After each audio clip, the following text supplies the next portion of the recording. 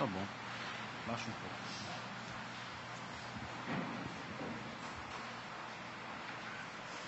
As crianças podem sair para a sua classe.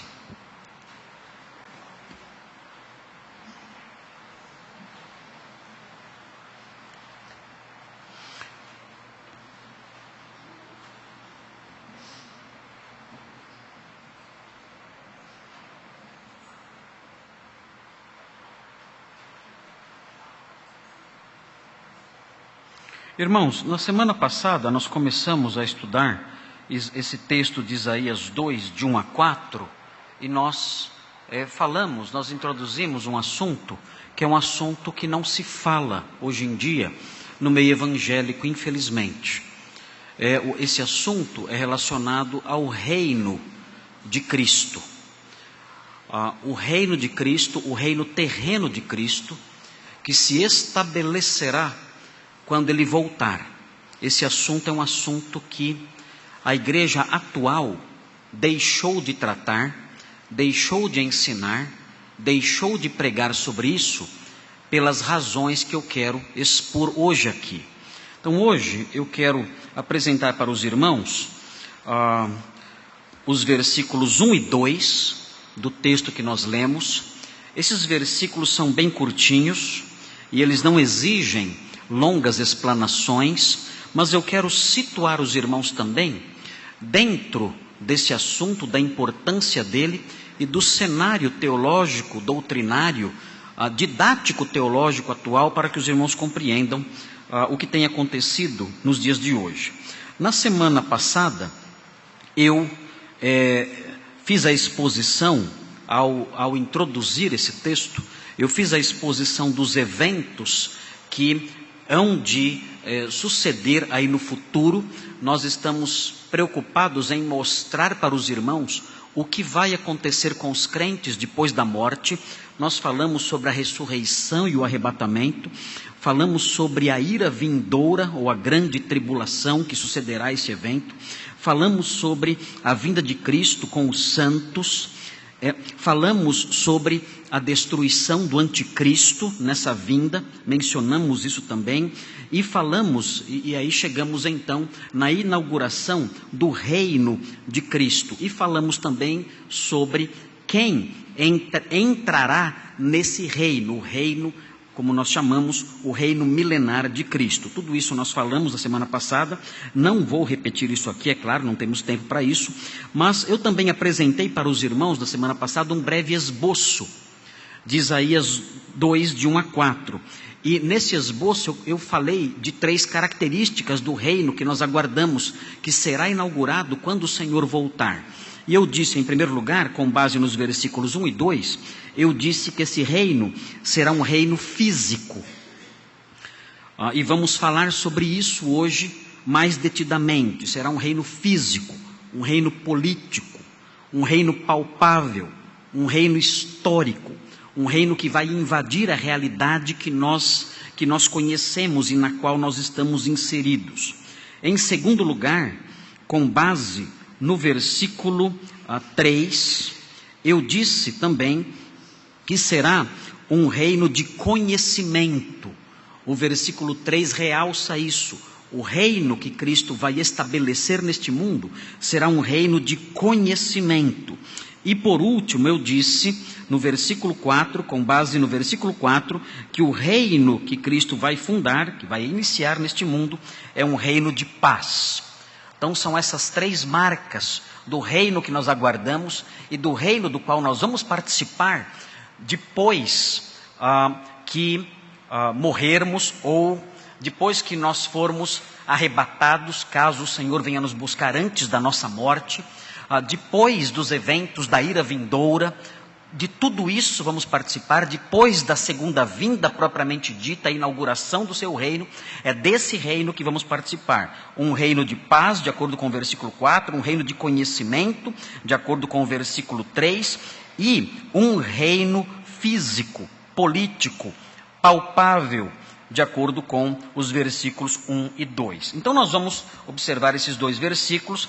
Eu quero passar algumas informações para os irmãos acerca desse texto. Vou falar sobre onde esse texto se situa dentro da história bíblica, para que os irmãos compreendam melhor. Isaías foi um profeta que profetizou em Judá e Jerusalém durante o reinado de 4 reis. Os reis, durante o reinado dos quais Isaías profetizou, foram os reis Uzias, que é também chamado de Azarias, o rei Jotão, o rei Acás e o rei Ezequias. De maneira que a profecia de Isaías, o ministério de Isaías abrangeu o período de 739 a.C. até o ano 686 a.C. Esse é o período da profecia de Isaías. Foi nesse período que esse texto que lemos foi escrito, entre 739 a.C. e 686 a.C. Durante esse tempo, durante esse período, Judá, que era o país para o qual Isaías profetizou, Judá tinha prosperado bastante nos dias do rei Uzias. Era um reino ainda forte politicamente, economicamente, mas era um reino também que passava por um forte declínio espiritual.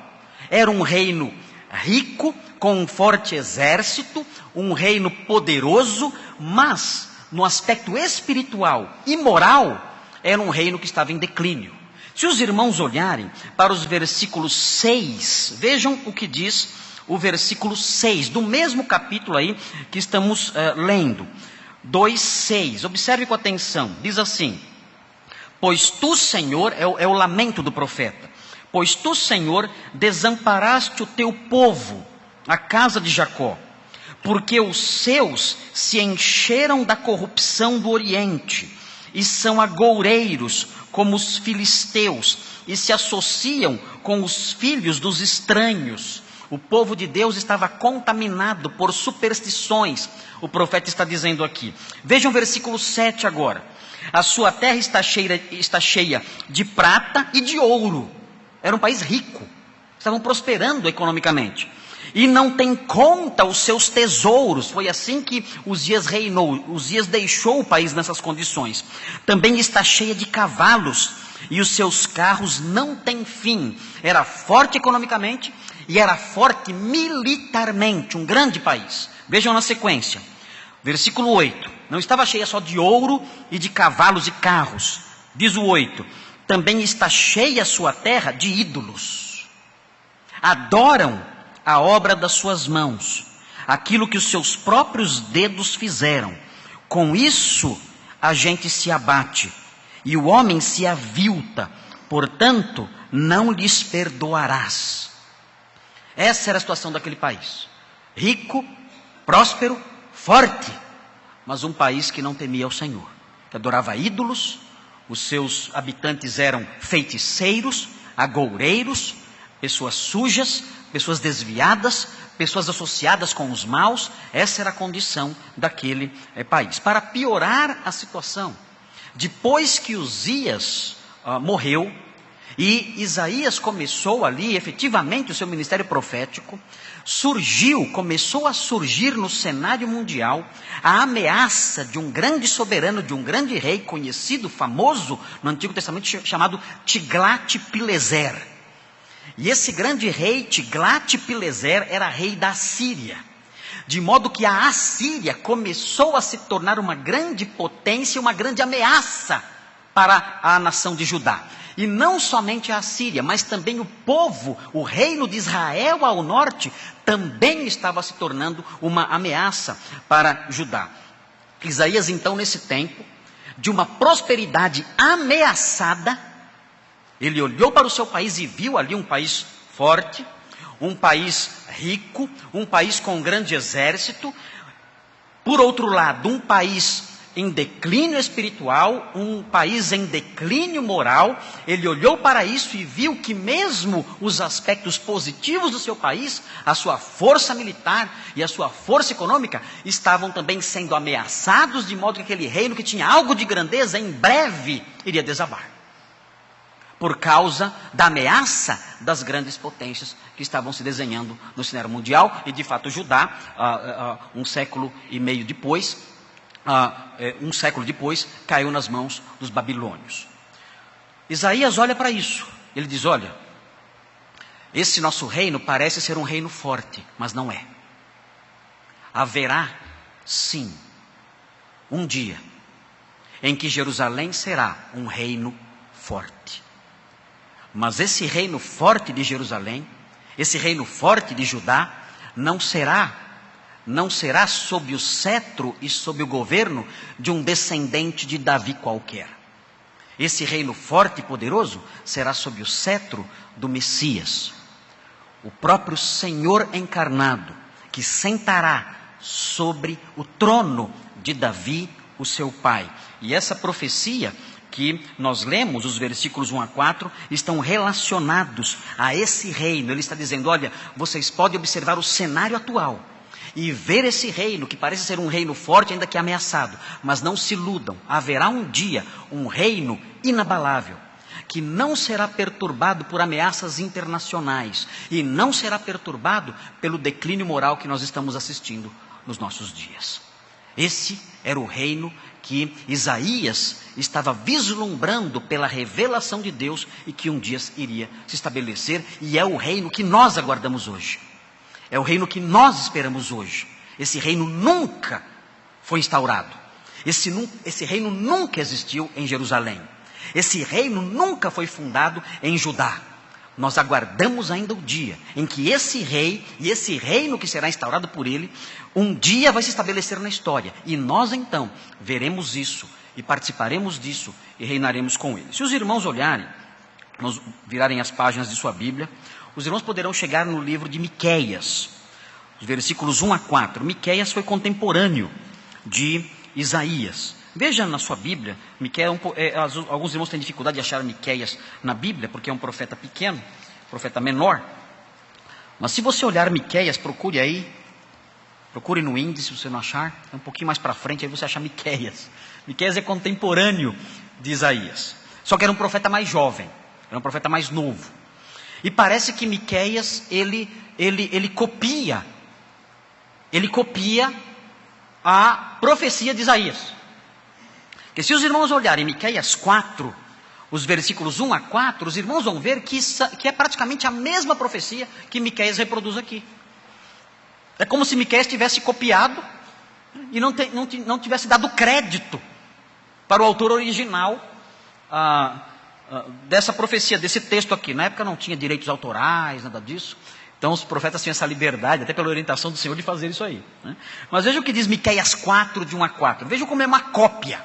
É uma cópia de Isaías 2, de 1 a 4. O texto diz assim: mas nos últimos dias acontecerá que o monte da casa do Senhor será estabelecido no cimo dos montes, e se elevará sobre os outeiros, e para ele afluirão os povos. É o mesmo texto de Isaías 2.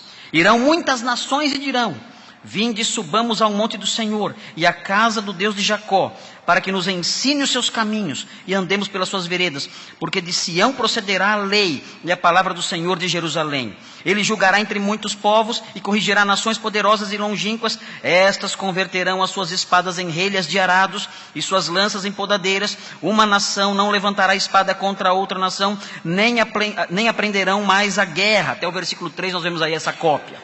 Se os irmãos olharem no versículo 7 de Miqueias 4, os irmãos verão uma referência direta ao reino de que ele está falando aqui. O texto diz assim, no versículo 7 de Miqueias 4: dos que cocheiam farei a parte restante, e dos que foram arrojados para longe uma poderosa nação. E vejam no final do versículo 7: e o Senhor reinará sobre eles, no monte Sião, onde é Jerusalém, desde agora e para sempre. É desse reino que estamos falando. É o Senhor que voltará e estabelecerá o seu trono em Sião e governará toda a terra. Bom, muito bem, e temos as características aqui desse reino. Por que esse ensino sobre esse reino político, histórico, físico, palpável ele não existe quase hoje em dia mais na igreja cristã. Porque pouco se fala sobre isso. O que aconteceu para que esse ensino fosse abandonado e nós não ouçamos mais falar sobre ele? Inclusive aqui na nossa igreja falamos pouco sobre ele. Quando nós falamos sobre reino aqui em nossa igreja, nós geralmente nos referimos ao reino presente de Cristo. Porque Cristo já está reinando, não está? Cristo está no seu trono celeste. Cristo está reinando no céu. Nós temos um rei. Nós nos referimos muitas vezes à causa do nosso mestre como a causa do reino.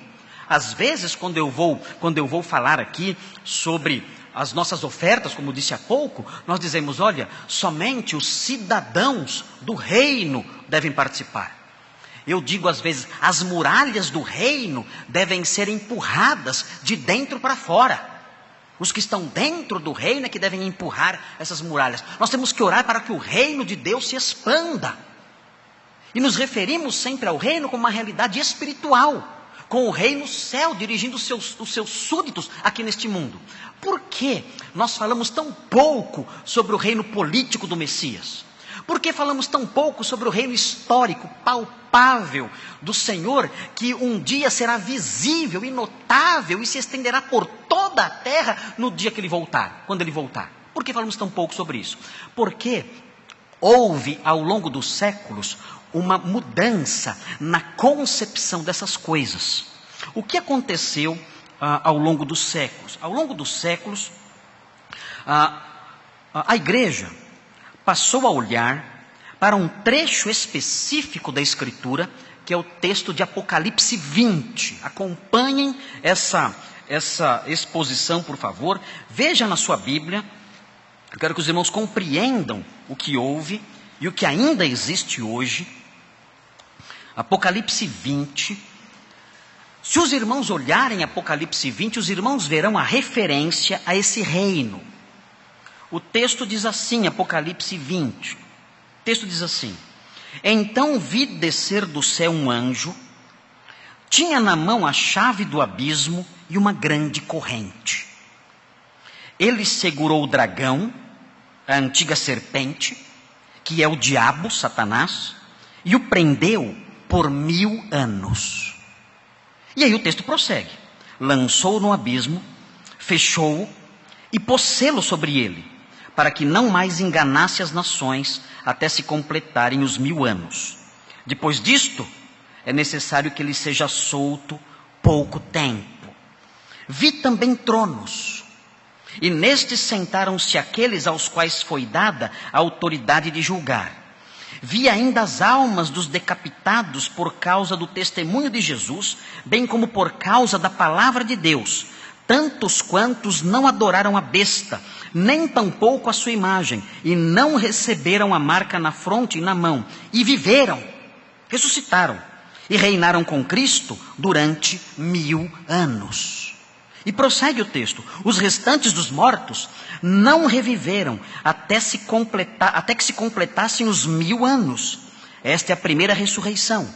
Bem-aventurado e santo é aquele que tem parte na primeira ressurreição. Sobre esses a segunda morte não tem autoridade. Pelo contrário, serão sacerdotes de Deus e de Cristo, e reinarão com ele os 1000 anos. Esse texto fala de um reino de 1000 anos. E fala que esse reino de 1000 anos será marcado pelo governo de Cristo e pela prisão de Satanás. Mas o que aconteceu ao longo do tempo? Ao longo do tempo, na história do pensamento cristão, na história da teologia cristã, surgiu uma concepção que passou a ver esse período de 1000 anos como algo figurado. Passou a interpretar o reino de Cristo, de que falavam os profetas, e de que fala esse texto, pelo fato desse texto ser um texto repleto de figuras. E de fato o texto fala de Satanás sendo preso num abismo, por uma corrente. São figuras. E disseram o seguinte: olha, nesse texto tudo são figuras. Inclusive esse período de 1000 anos. Essas coisas todas devem ser entendidas alegoricamente. Nós não podemos interpretar esse texto de modo literal.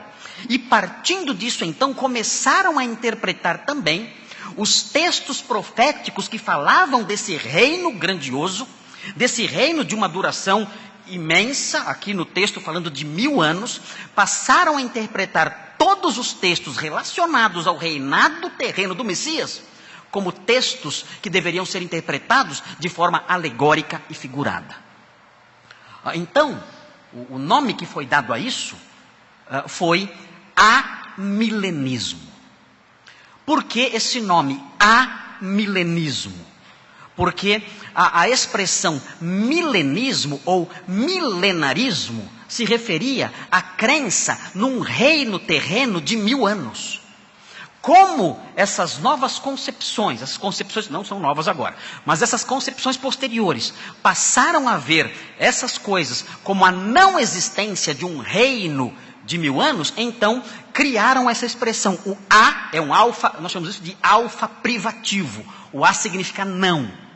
É o alfa privativo, o amilenismo, ou seja, o não milênio. O milênio não existirá, não pelo menos na forma como a igreja tem crido até o século, creu até o século IV, pelo menos. O milênio não existe. O milênio, disseram, existe sim, mas não aqui neste mundo. O milênio deve ser entendido de outra forma. O amilenismo diz o seguinte: o milênio deve ser entendido como o período entre a primeira vinda de Cristo e a segunda vinda de Cristo. E disseram, nós cremos no milênio. Nós não somos não milenistas. Alguns teólogos dessa linha rejeitam a palavra amilenismo. Eles dizem, na realidade, nós somos milenistas que creem num milênio já realizado. É um milenismo realizado. O milênio é agora. É hoje. O Senhor subiu aos céus e sentou-se no seu trono e começou a reinar. E então se inaugurou o reino milenar de Cristo. Nós agora estamos, nesse exato momento, no milênio. E esse reino milenar vai terminar quando Cristo voltar. Esse é o milênio. Aí nós dizemos, mas o texto diz que durante o milênio Satanás seria preso.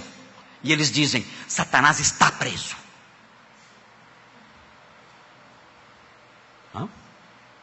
Esse regime semiaberto.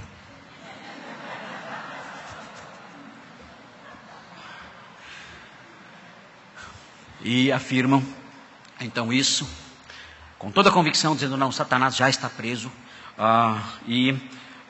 Existem aí as suas explicações acerca da prisão de Satanás e a sua soltura no final desse período.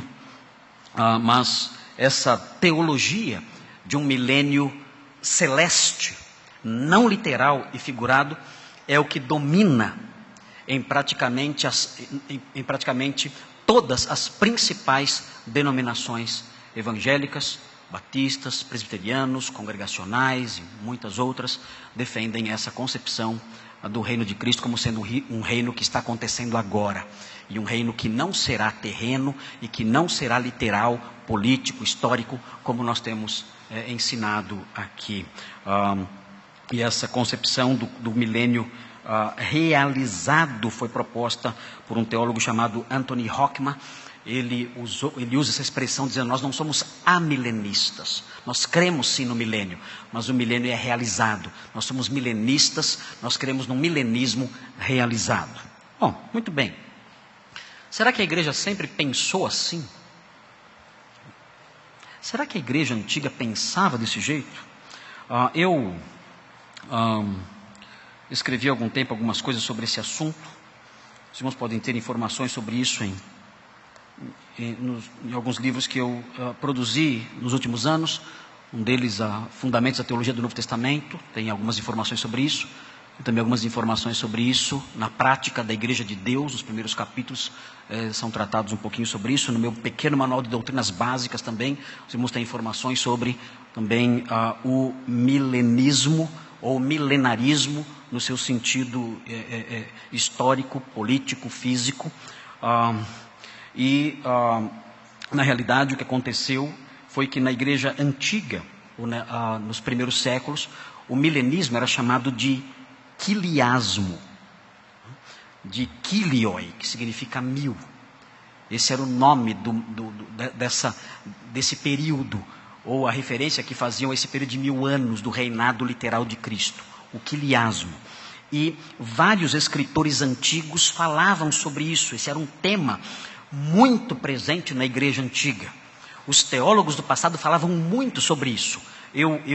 Eu posso testificar isso, porque eu li muito os teólogos do passado. E tive muito contato com a literatura dos pais da igreja. E eles realçam muito essa esperança. Eu enumerei aqui alguns nomes que tratam sobre isso. Pápias de Herápolis, que morreu no ano 140, menciona esse assunto. O autor, não sabemos o nome dele, o autor da Epístola de Barnabé, no ano 135, pouco tempo depois do fim do primeiro século.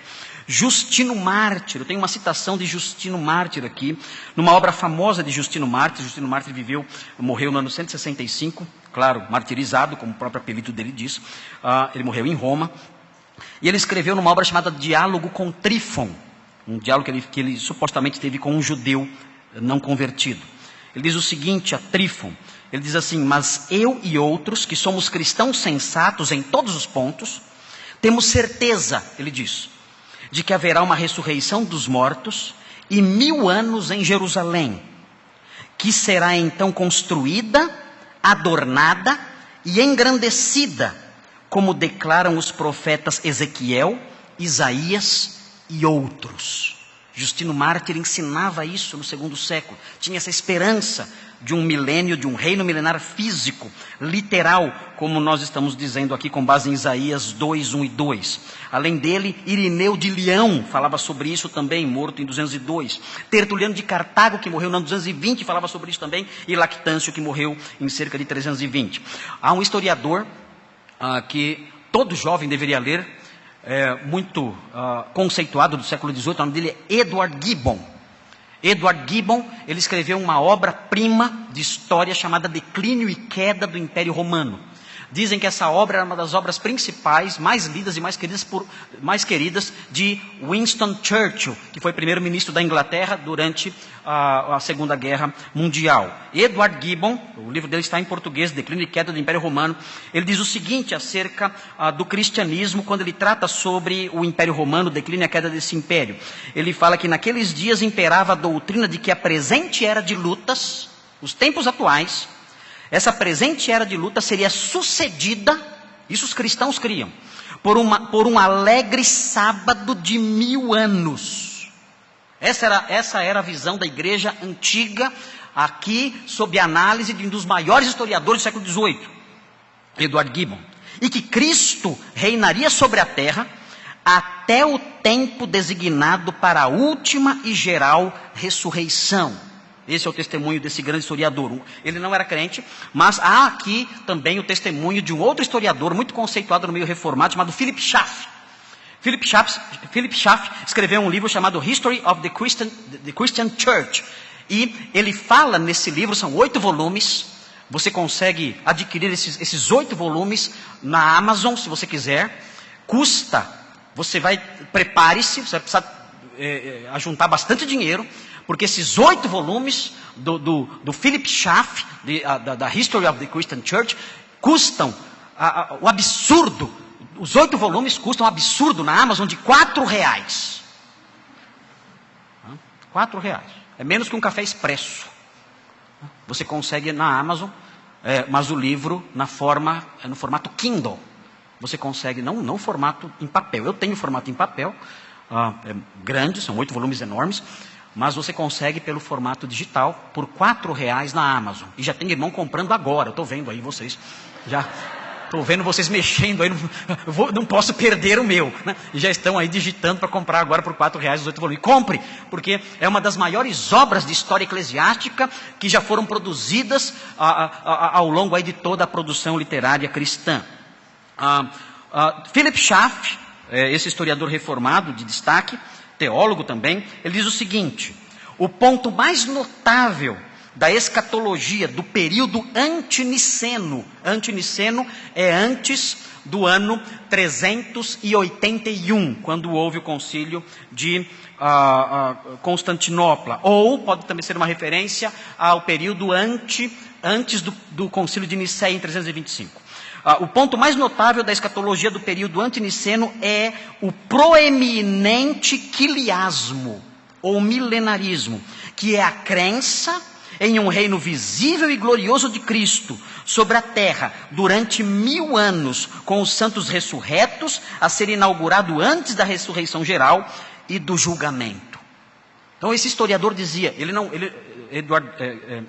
Philip Schaff certamente não cria no milênio, mas ele dizia, essa era a crença dos primeiros cristãos.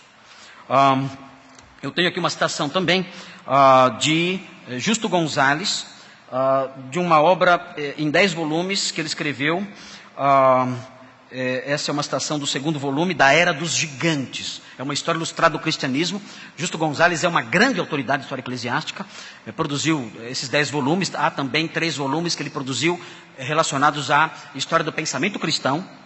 Mas aqui no caso é a história do ilustrado do cristianismo, do volume 2, a Era dos Gigantes, em que ele fala como essas ideias de um milênio não literal começaram a se insinuar no cristianismo.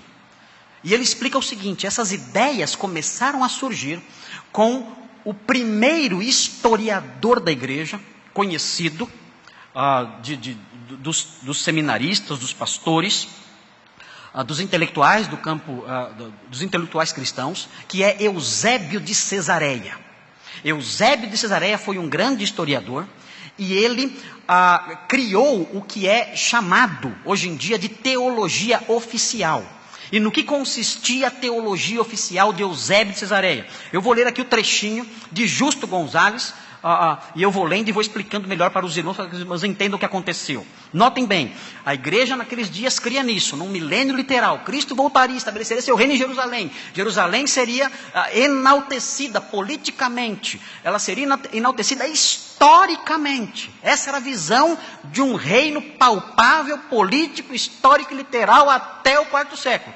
Depois, como nós temos visto aqui, isso foi sendo abandonado. Vou mencionar aqui, vou citar aqui para os irmãos o que diz Justo Gonzalez. Diz o seguinte: o esquema de Eusébio, historiador do 4º século, o esquema que Eusébio concebeu em termos de história, o obrigou a abandonar um dos temas fundamentais da pregação cristã primitiva. Que tema era esse? Ele diz, a vinda do reino. Eusébio de Cesareia concebeu uma teologia em que ele abandonava um dos temas centrais do cristianismo, que era a vinda do reino. Ele prossegue.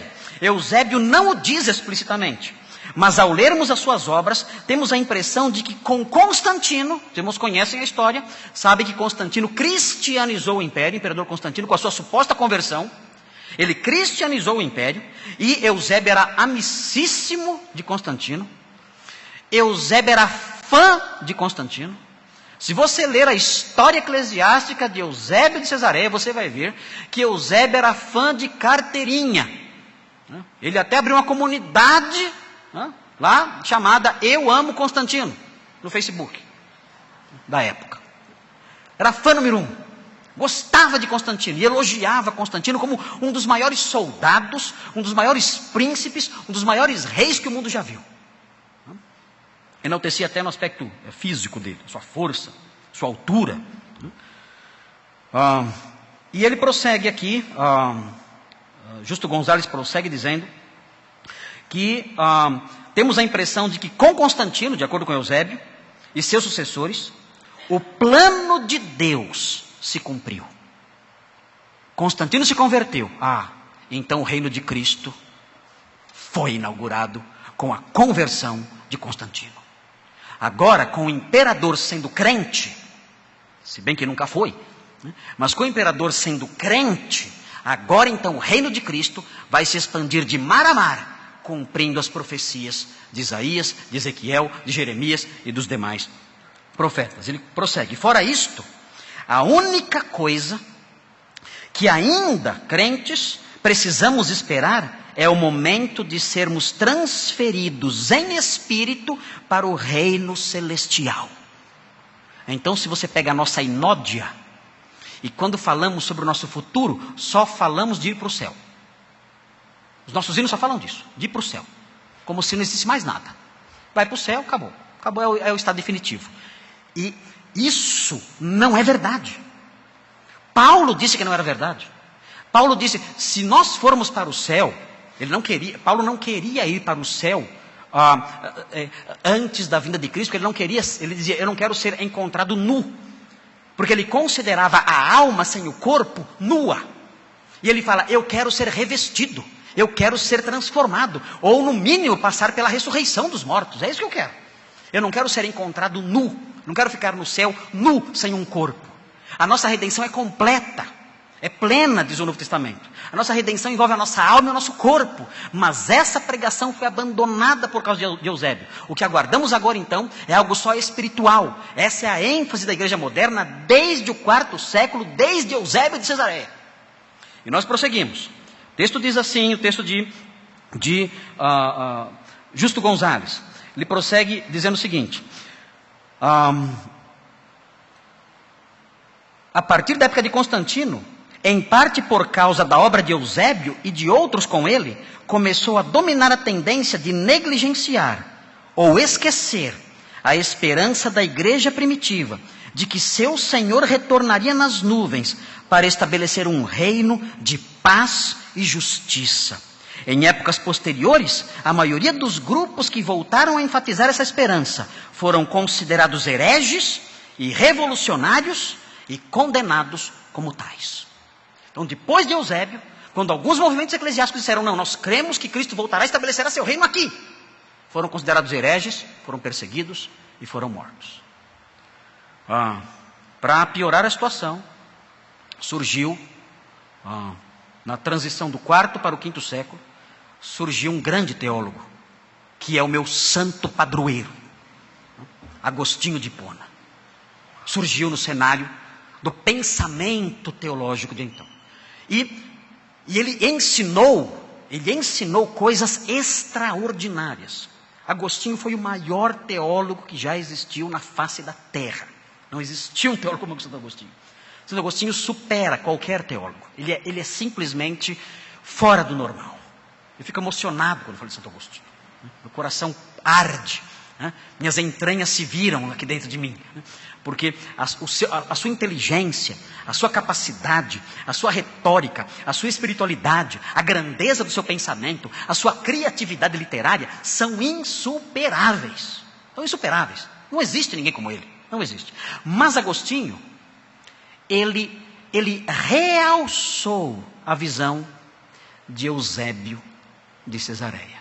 E ele escreveu uma obra que é uma das obras mais conhecidas da história do pensamento cristão, que é a obra chamada Civitate Dei, ou seja, a cidade de Deus. Ele escreveu essa obra por causa da queda de Roma em 410, quando Alarico invadiu Roma, e começaram a acusar os cristãos dizendo, Roma caiu porque abandonou o paganismo. Então Agostinho disse, não, isso não é verdade. Roma não caiu porque abandonou o paganismo, Roma caiu porque o Senhor pesou a sua mão sobre ela. E aí Agostinho escreve então a cidade de Deus para defender os cristãos. E ele afirma na cidade de Deus, eu tenho aqui um trechinho, vou ler para os irmãos. Olha o que ele diz. Durante os 1000 anos, enquanto o diabo estiver amarrado, Apocalipse 20, os santos também reinarão. E veja o que ele diz no finalzinho. Até aqui tudo bem. Até aqui eu leio Agostinho e falo, amém, meu santo. Amém.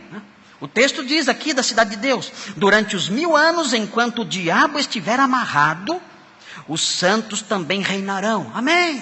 É verdade. E nós cremos nisso. Mas ele prossegue e diz, e sem dúvida, os dois períodos são idênticos e significam o período entre a primeira e a segunda vinda de Cristo. Ou seja, o milênio é agora. Aí Agostinho se uniu a Eusébio, rompendo com o ensino do reino literal, político, histórico, ensinado pelos primeiros pais, pelos primeiros teólogos do passado. O que aconteceu na sequência? A igreja adotou essa visão desde então e passou a defender isso ao longo da Idade Média. Na época da Reforma Protestante isso permaneceu. Há uma obra escrita por um italiano, o nome dele é Ronald Di Prose.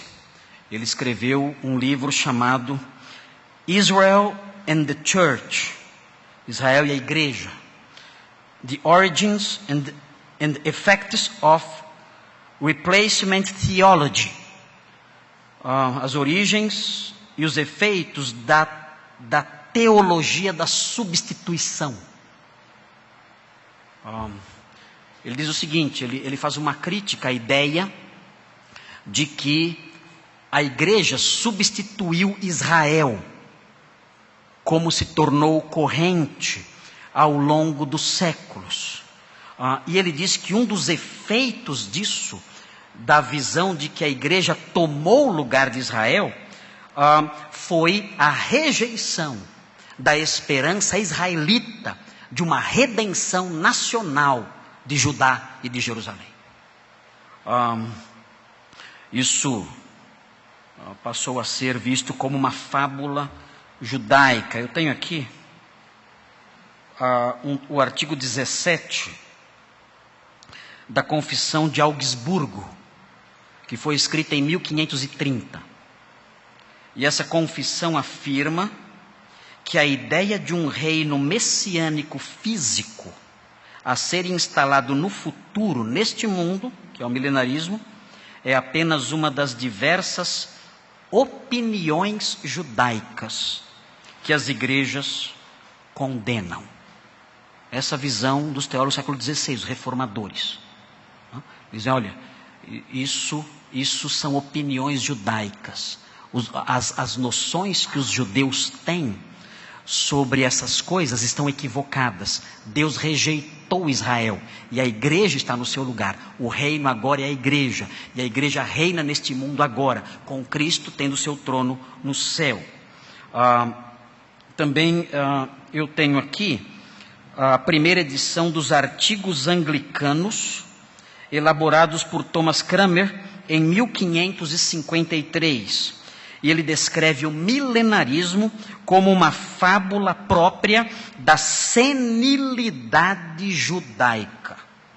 A ideia é a seguinte: Deus rejeitou Israel. E todos esses pensamentos de Israel, de Deus resgatando Jerusalém, Deus resgatando Judá, estabelecendo o seu trono e resgatando a nação, tudo isso são superstições judaicas. Nós, a igreja que somos o Israel, Cristo já é o nosso rei, nós já estamos nesse reino prometido lá nas páginas do Antigo Testamento, já reinamos, e qualquer esperança de um resgate de Sião é uma superstição, uma simples superstição judaica e nada mais. Temos que rejeitar isso. E esse pensamento é o que perdura até hoje. Inclusive, se os irmãos lerem os livros de Wayne Grudem, que é um teólogo atual, muito respeitado, ele vai dizer isso. Ele vai dizer que a igreja agora é o Israel de Deus.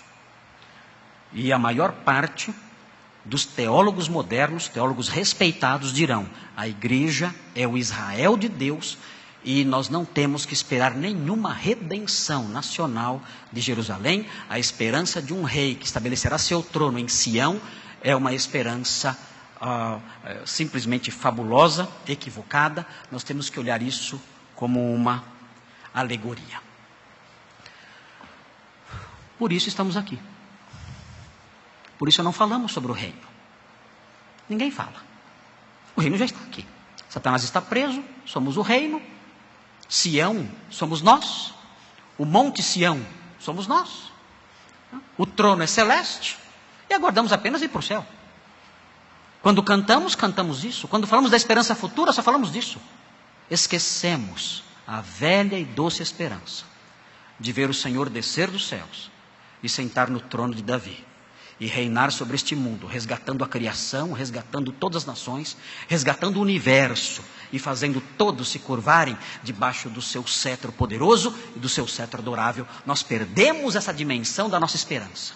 E quando perdemos a dimensão dessa nossa esperança, nós nos mundanizamos. Porque se o reino milenar de Cristo é isto que vivemos aqui, então isso gera apenas frustração no nosso coração. Isso esvazia o aspecto mais elevado da nossa esperança. Por quê? Eu nem falei do versículo 1 e 2 ainda. Calma, se eu me prolongar, eu paro e continuo semana que vem. Eu não vou manter vocês aqui até 00:30 ou até a vinda do milênio. Não vou fazer isso. Vou fazer isso. Eu vou caminhar de acordo com as informações que eu quero passar, mas é muito difícil eu conseguir calcular, quando eu preparo o sermão, o tempo que eu vou gastar. Tem pastores que ficam ensaiando em casa, eles pregam para o espelho e marcam o tempo. E o espelho não reclama, então eles vão falando. E aí, até aqui gasta mais ou menos meia hora. Mas eu não faço assim. Então os irmãos são os meus cobaias. Os irmãos são os primeiros que ouvem meus sermões. Os irmãos e quem está em casa. Quem está em casa tem a chance de ir para o quarto, tirar a sonequinha, voltar depois. Mas vocês não podem. Se quiser tem que dormir aqui mesmo, não tem jeito. Alguns fazem isso, não tem problema. Mas fica chato, o pastor está vendo você dormir. Então tem que ficar acordado para aprender. Então, como eu não sei calcular o tempo exato que eu vou gastar na exposição, então eu vou caminhando. Quando eu vejo que o meu tempo já está minguando, eu paro e falo, semana que vem eu continuo.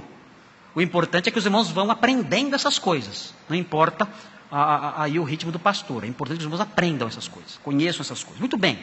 Então, o próximo item que eu quero destacar é o seguinte: depois de ter mostrado para os irmãos essa realidade, como ela se instalou, eu quero mostrar para os irmãos por que é necessário entender o reino de Cristo, o reino vindouro, como um reino literal, histórico, palpável, político. Por quê? Bem, me acompanhem, não se preocupem com o horário, porque como eu disse, eu vou parar de falar quando eu perceber que já deu a hora. Eu continuo depois. Se eu não acabar hoje, tudo bem. Eu acabo semana que vem. Se não acabar semana que vem, acabo na outra. Tem um milênio pela frente também, segundo os amilenistas. Muito bem. Em primeiro lugar, por que é necessário entender o milênio como um reino físico? Simples. Primeira resposta.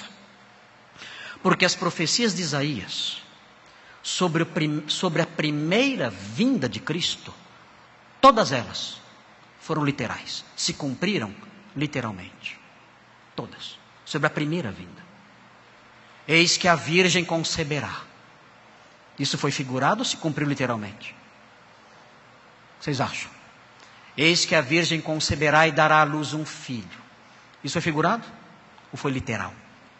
Isso foi literal.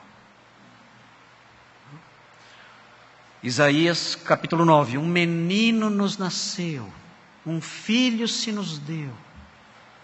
E o principado está sobre os seus ombros. E o seu nome será maravilhoso conselheiro, Deus forte, Pai da eternidade, príncipe da paz. Esse menino nasceu mesmo? Ou é uma ideia, uma alegoria? Ou nasceu um menino assim? Nasceu um menino assim. Nós comemoramos o seu nascimento há algum tempo atrás. Isaías 53. Nós olhamos para ele e nenhuma beleza vimos. Ele foi ferido pelas nossas iniquidades. Foi traspassado por causa das nossas transgressões. O castigo que nos traz a paz estava sobre ele. Pelas suas pisaduras fomos sarados. Isso se cumpriu historicamente? Ou é um conceito alegórico, etéreo, ideológico? Ou realmente alguém sangrou e foi traspassado e moído pelas nossas iniquidades na história, no espaço em que nós vivemos? Isso ocorreu literalmente, historicamente, ou foi algo simbólico? Não, nós sabemos. Quando Isaías escreveu, ele escreveu algo que se cumpriu literalmente. Todas as profecias sobre a primeira vinda foram literais. Por quê? As profecias sobre a segunda vinda não serão. Aliás, não somente as profecias de Isaías sobre a primeira vinda de Jesus foram literais. Todas as profecias de Isaías, todas que já se cumpriram literalmente. Todas elas. Ele disse que o rei Ezequias ia viver mais 15 anos. Ezequias não ficou lá pensando, ai, será que isso é simbólico? Será que eu vou viver 15 anos mesmo? Será que isso é simbólico? O que ele quis dizer com isso? Não, ele viveu mais 15 anos. Isaías profetizou que surgiria, quase 200 anos depois dele, um príncipe chamado Ciro. Ele profetizou isso. Um libertador chamado Ciro. Ele falou sobre isso no capítulo 44 e no capítulo 45 de sua profecia. Isso se cumpriu literalmente ou não? Isso se cumpriu literalmente. Surgiu o grande imperador, o grande rei do Império Medo-Persa, e o nome dele era Ciro. Todas as profecias de Isaías se cumprem literalmente. Nenhuma se cumpre alegoricamente. E nós podemos então esperar que a volta do Senhor se cumpra e o seu reino se cumpra literalmente também. Segundo motivo, por que podemos esperar um reino literal, histórico, palpável? Porque foi isso que o anjo Gabriel disse a Maria, e foi isso que o próprio Jesus disse a Pôncio Pilatos. Vejam Lucas capítulo 1, quero que os irmãos acompanhem essa leitura, Lucas capítulo 1. Eu quero com isso realçar a esperança dos irmãos. Quero que os irmãos resgatem essa esperança tão antiga dos cristãos do passado. E vou dizer no final por que é importante isso para a nossa vida.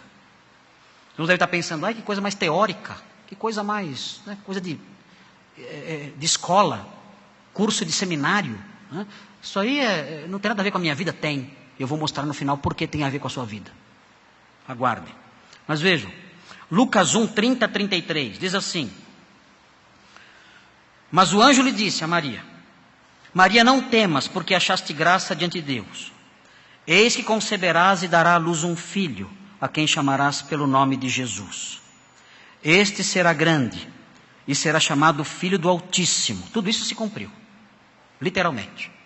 Este será grande, ela deu à luz um filho, ele foi realmente grande, será chamado Filho do Altíssimo, isso de fato se cumpriu. E vejam o final da profecia: Deus o Senhor lhe dará um trono celeste. É o que está escrito aí? Não? O que está escrito aí? O Senhor lhe dará o trono de Davi. Onde Davi tinha seu trono? No céu ou na terra? Davi reinava no céu? Davi reinava na terra. E então o anjo diz: o Senhor lhe dará o trono de Davi, seu pai. Ele se sentará em Jerusalém e reinará. Ele um dia ocupará esse trono. Isso não se cumpriu ainda. Nós aguardamos o dia em que ele voltará e se sentará no trono de Davi, seu pai. Veja João 18, versículo 36. João 18, 36. Jesus conversando com Pilatos.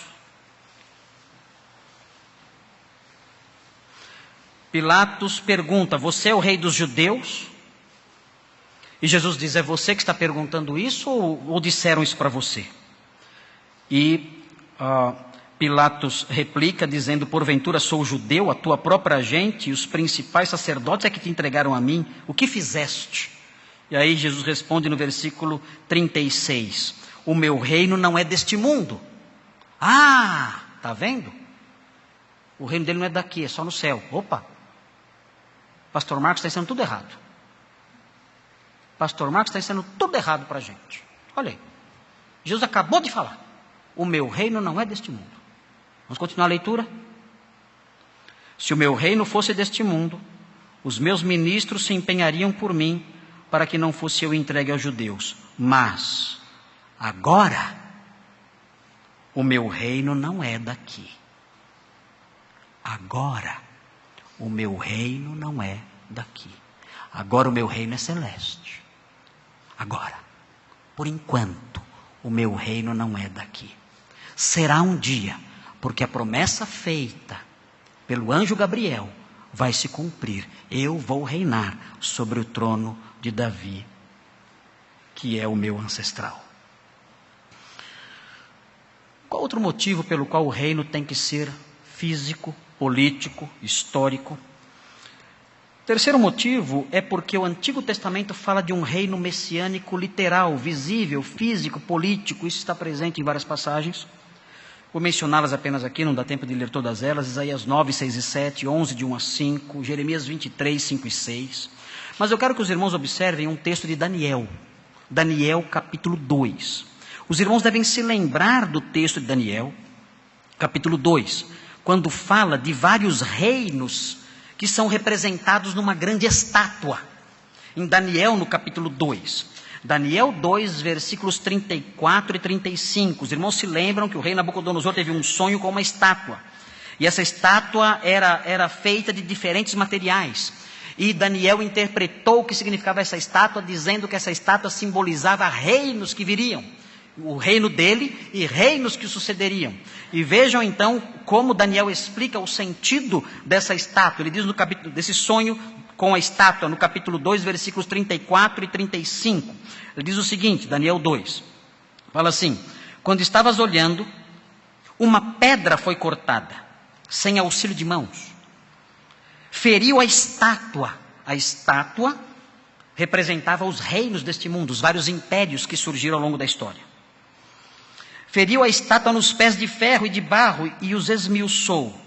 Então foi juntamente esmiuçado o ferro, o barro, o bronze, a prata e o ouro, os quais se fizeram como a palha das eiras do estio, e o vento os levou, e deles não se viram mais vestígios.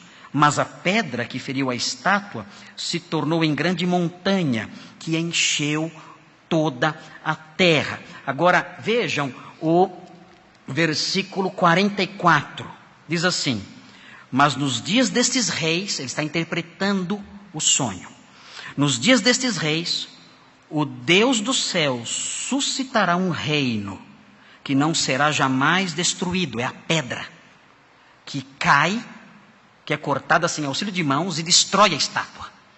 E ele diz: nos dias desses reis, representados pela estátua, o Deus do céu suscitará um reino que não será jamais destruído. Este reino não passará a outro povo. Esmiuçará e consumirá todos esses reinos, mas ele mesmo subsistirá para sempre. É um reino que invade a história e que se impõe sobre os demais reinos e subsiste para sempre. Não é um reino celeste. Veja no capítulo 7. Capítulo 7, versículo 13 de Daniel. 7:13. O texto diz em 7:13: eu estava olhando nas minhas visões da noite, eis que vinha com as nuvens do céu um como filho do homem. É uma previsão da segunda vinda de Cristo. E dirigiu-se ao ancião de dias, e o fizeram chegar até ele. E aí versículo 14, foi-lhe dado domínio, e glória, e o reino, para que os povos, nações e homens de todas as línguas o servissem. O seu domínio é domínio eterno, que não passará, e o seu reino jamais será destruído. É um reino sobre os povos deste mundo.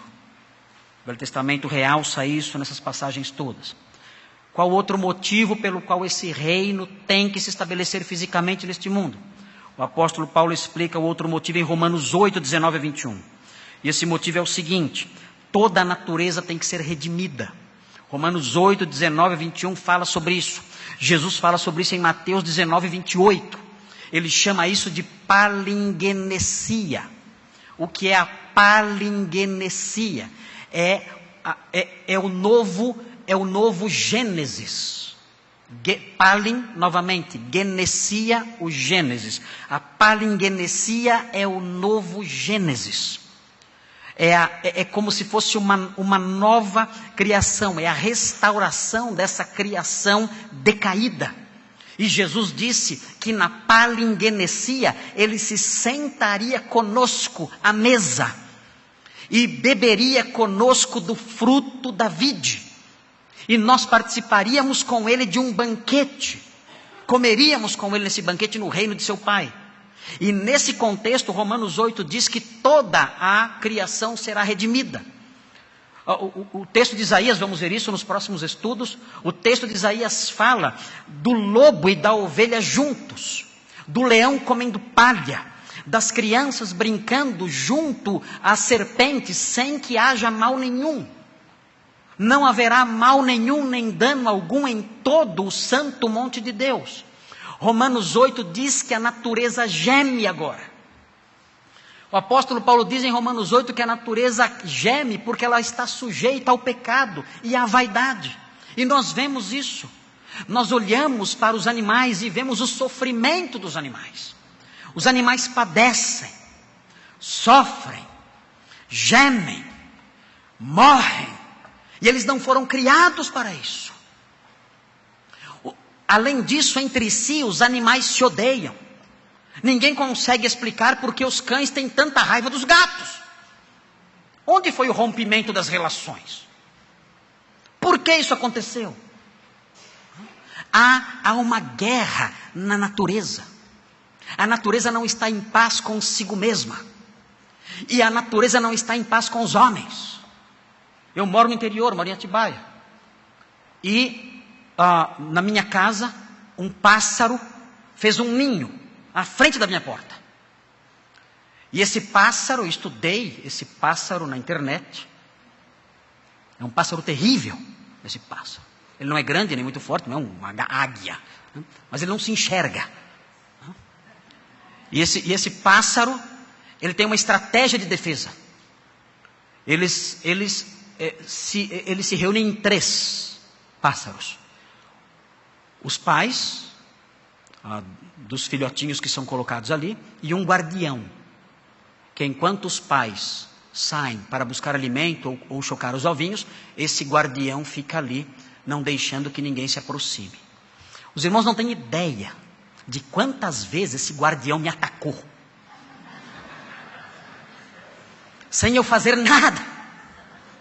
Bastava eu sair lá fora, e eu era atacado pelo guardião, o guardião do mal. A Helena, minha filha, foi atacada pelo guardião. Ele bateu as asas no cabelo dela. Saiu gritando. Não houve um em casa que não foi atacado pelo bendito guardião.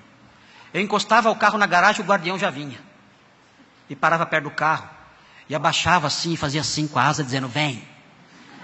Vem. Pode vir quente que eu estou fervendo. Eu lia isso nos olhos dele. Ameaçador, querendo me atacar. No outro dia, chegando em casa, eu vi o guardião novamente. E ele estava no chão atacando alguma coisa. Era um lagartinho que foi roubar os ovos. Eu queria ser tudo na vida, menos aquele lagarto. Ele levou tanta bicada e fugiu. A natureza está em guerra, sofrendo, padecendo. Guerra dentro das próprias espécies, para sobreviver, para se reproduzir, para prosseguir. Há um sofrimento, há uma dor, há um gemido na natureza. E Deus não criou essas maravilhosas criaturas, esses seres maravilhosos para isso. Por isso, quando o Senhor reinar, Ele vai apaziguar o nosso coração e o coração de todos os pássaros. E vai apaziguar o coração de todos os cães e de todos os gatos. E vai apaziguar o coração de todos os leões, de todos os lobos, de todas as ovelhas. Ele vai apaziguar o coração de todos. Ele é o príncipe da paz. E reinará neste mundo. E haverá paz sem fim sobre toda a terra. E nós aguardamos isso. Quando eu poderei pegar o guardião na minha mão. E brincar com ele. Quando eu chegar e puder ver aquele lagartinho brincando com o guardião. E um leão saindo dentro de casa. E a Simone limpando a casa. Que o leão entrou. Não, né? No milênio não. No milênio não. Nós aguardamos isso, uma paz sem fim sobre toda a terra. E nós aguardamos esse milênio literal, real, verdadeiro, histórico, porque os discípulos de Jesus aguardavam esse reino. Os discípulos de Jesus em Atos, no capítulo 1, eles mostram isso. Acho que eu vou ter que acabar com esse texto.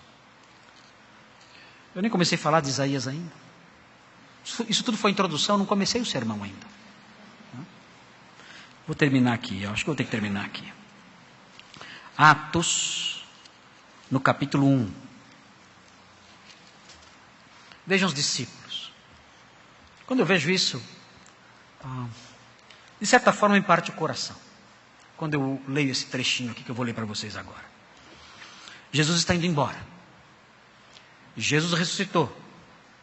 Os discípulos viram Jesus. Eles tinham perdido a esperança do reino de Jesus ser inaugurado. Porque ele morreu. Eles diziam, ele é o rei de Israel. Mas ele foi morto. Então, 3 dias depois, a sepultura está vazia. E eles veem Jesus ressurreto.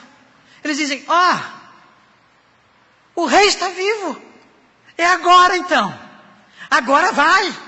Agora o reino será inaugurado. Então Jesus diz, olha, estou indo para o céu. Estou indo para o meu Pai. Senhor. Hoje diriam, está de brincadeira. Não. Como? Não é possível. Primeiro o susto da morte. O Senhor ressuscita. A gente vê o Senhor ressurreto e dizemos, agora o reino será estabelecido. E o Senhor vem e diz, olha, eu estou indo para o céu, aguardem a promessa que o Pai fez para que vocês então propaguem como testemunhas o Evangelho a todas as nações. Então os discípulos não conseguem mais conter os seus pensamentos. Então eles dizem, vejam o versículo 6, Atos 1, versículo 6. Jesus fala que o Espírito Santo viria. Aí eles falam, então deve ser agora. Eles dizem, versículo 6, então, os que estavam reunidos lhe perguntaram, veja, eles não aguentam mais. Eles falam, tem que perguntar, chegou a hora. Senhor, será este o tempo em que restaurarás o reino a Israel? Quando isso vai acontecer? Era a esperança deles. O Senhor morreu, agora ressuscitou. Nossa esperança se renovou, agora o Senhor vai embora. O Senhor está dizendo que vai mandar o Espírito. Afinal, é agora, é quando o Espírito vier, que o Senhor vai então restaurar finalmente o reino. Jesus poderia ter dito, tolinhos, vocês têm que ser amilenistas. O reino é espiritual. Vocês não entenderam nada. Ele não diz isso. Vejam a resposta de Jesus. Jesus diz, não vos compete conhecer tempos ou épocas que o Pai reservou pela sua exclusiva autoridade. Ele disse, o tempo em que isso vai acontecer, não vos compete saber. A esperança deles estava certa? Estava. Mas isso que vocês esperam, o momento em que isso vai acontecer, o Pai não revelou. Eu não vou dizer quando será. Será, como dizem os profetas. Meu reino agora não é daqui, será. Mas quando, não vou dizer. Aguardem o consolo e a orientação do Espírito Santo. Sejam testemunhas de mim, as minhas testemunhas, através do poder do Espírito. Mas eu não vou dizer para vocês quando o meu reino virá. E não falou. E os discípulos aguardaram o Senhor voltar e estabelecer o seu reino. Paulo morreu na esperança de que o Senhor voltaria e estabeleceria o seu reino. E o Senhor se foi. E nós aguardamos esse reino há 2000 anos. É muito tempo. Pedro disse, nos últimos dias zombariam de nós, dizendo, onde está a promessa da sua vinda? Pois tanto tempo já se passou, e o reino não se estabelece, desde que os pais dormiram, desde que as promessas foram feitas, tantos séculos já se passaram, onde está a promessa de sua vinda? Então Pedro responde o seguinte, eles fingem não saber, que para Deus, um dia é como 1000 anos, e 1000 anos é como um dia. Na mente de Deus, sabe quando Jesus subiu? Anteontem. o Senhor não tarda a promessa da sua vinda. Nós aguardamos isso, a vinda desse reino. Bom, agora vamos à pregação de hoje.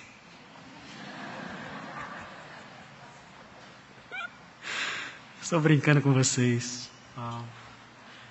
O que eu quero na realidade fazer ao terminar é destacar o seguinte a vocês. Se os irmãos olharem, não precisam olhar agora, vão se lembrar, eu vou terminar com isso. Os irmãos vão se lembrar que quando nós lemos Isaías, ele fala palavra que em visão foi dada a Isaías, filho de Amós. Foi dada por quem? Deus deu essa visão a Isaías. E eu falei para os irmãos acerca do quanto isso é importante para nós. Por que é importante saber essas coisas? Por que é importante conhecer essas profecias? Será que é só para matar a nossa curiosidade? Será que é só porque é interessante? Quando era garoto, eu gostava de escatologia, para calcular o número da besta. Então via lá a vizinha que morava no número 666. Eu falei,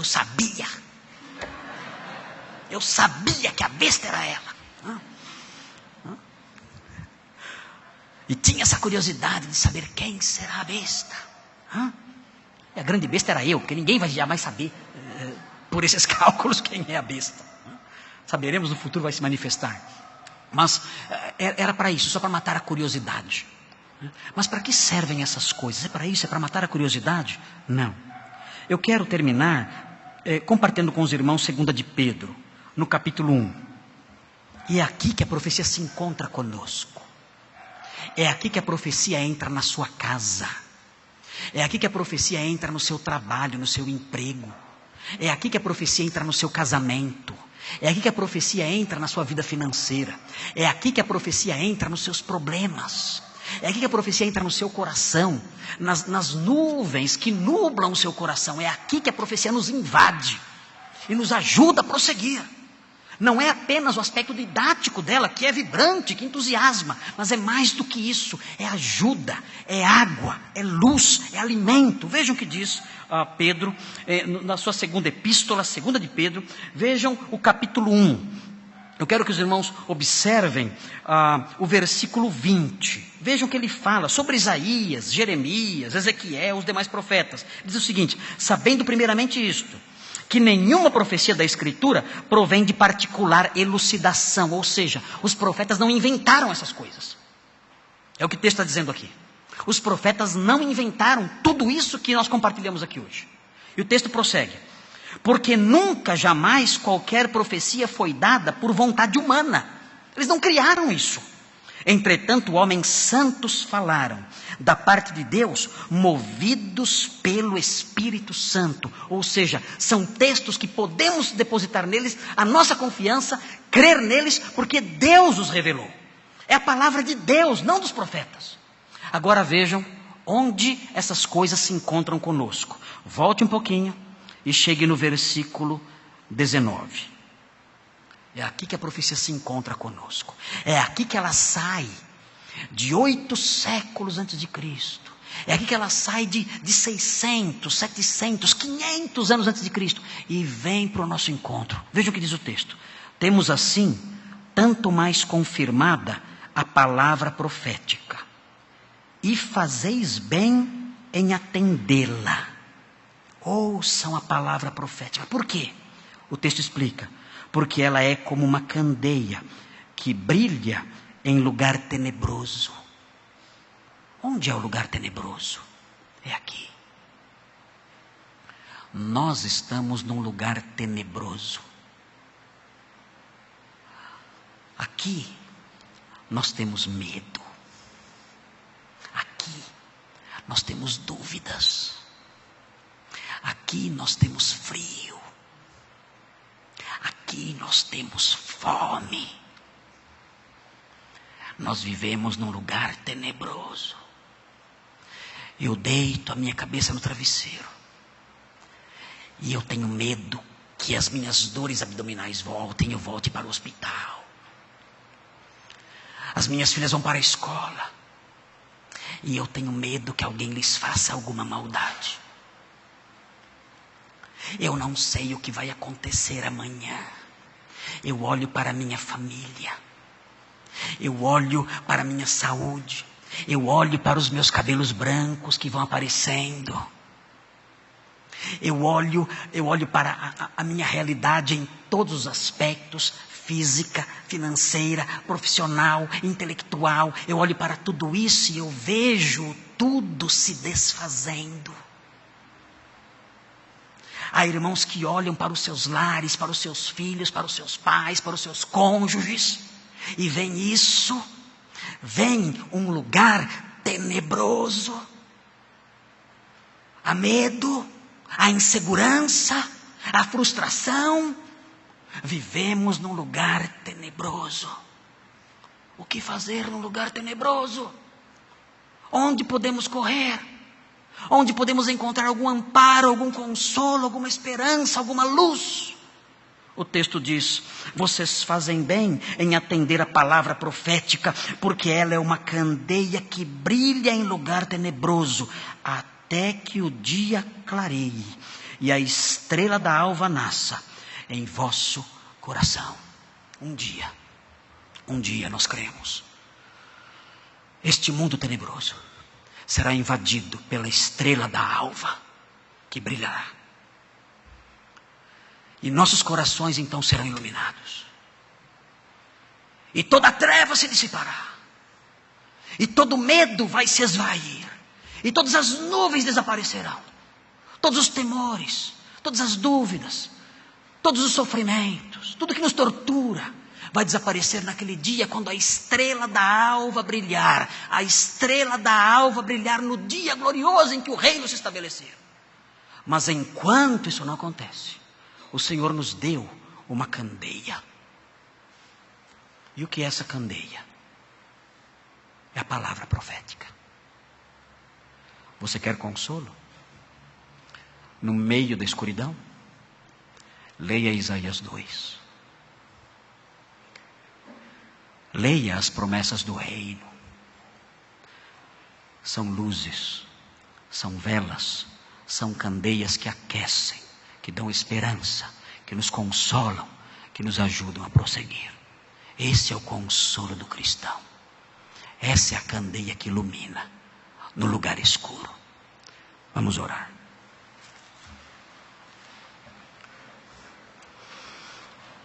Santo Deus, obrigado por essas lições preciosas. Nós não temos nada aqui. Os conselhos deste mundo são vazios, são mentirosos, são ocos, são inúteis. Os conselhos deste mundo não matam a sede, não afugentam o medo. Tudo que temos aqui é engano, é passageiro, é provisório, é ilusório. Mas o Senhor, enquanto caminhamos nesse vale escuro, o Senhor nos deu uma candeia. E essa candeia é a palavra profética que ilumina nossa mente, ilumina o nosso coração. E servirá continuamente para nos iluminar até o dia em que nós vamos ver a estrela da alva raiando num novo dia, no dia da inauguração do teu reino messiânico. Então, naquele dia, não precisaremos mais da candeia. Tudo se cumprirá. E estaremos no seu reino onde não há noite. No teu reino de um dia sem fim. Aguardamos esse reino.